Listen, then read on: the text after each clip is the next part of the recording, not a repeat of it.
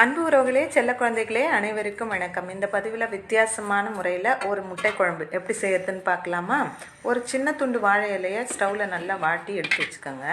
2 வெங்காயம், 1 பச்சை மிளகாய், கொஞ்சம் கொத்தமல்லி, அதில் 1 ஸ்பூன் பெருஞ்சீரகம், கொஞ்சம் உடச்ச கடலையை பொடி பண்ணி போட்டு தேவையான அளவு உப்பு, மஞ்சத்தூள் போட்டு 4 முட்டையை உடச்சி ஊற்றி நல்லா பீட் பண்ணிவிட்டு இந்த வதக்கின வாழை இலையை ஒரு தட்டில் விரித்து வச்சு அதில் அந்த கலவையை ஊற்றி இட்லி பாத்திரத்துலேயோ அல்லது குக்கர்லேயோ வச்சு வேக விடுங்க. கொஞ்சம் நேரத்துலேயே வந்துடும்.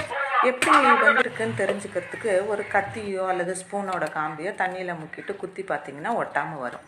இப்போ குழம்பு எப்படி ரெடி பண்ணுறதுன்னு பார்க்கலாம். ஒரு எலுமிச்சை சைஸு புளி எடுத்து கரைச்சிக்கிட்டு 2 ஸ்பூன் தனி மிளகாத்தூள், 3 ஸ்பூன் தனியாத்தூள், மஞ்சத்தூள், உப்பு போட்டு கலக்கிட்டுங்க. இல்லாதவங்க குழம்பு பொடியும் யூஸ் பண்ணிக்கலாம்.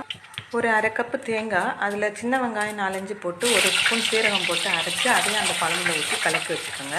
அடுப்பில் சட்டி வச்சு 2 ஸ்பூன் எண்ணெய் ஊற்றி கடுகு வெந்தயம் போட்டு பொரிஞ்சதும் சின்ன வெங்காயம் 4-5 அதில் கட் பண்ணி போட்டு ஒரு சின்ன தக்காளியை போட்டு நல்லா வதக்கிட்டு அந்த கலக்கி வச்சுருக்க குழம்பு தூக்கி அதில் ஊற்றி கொதிக்க விடுங்க.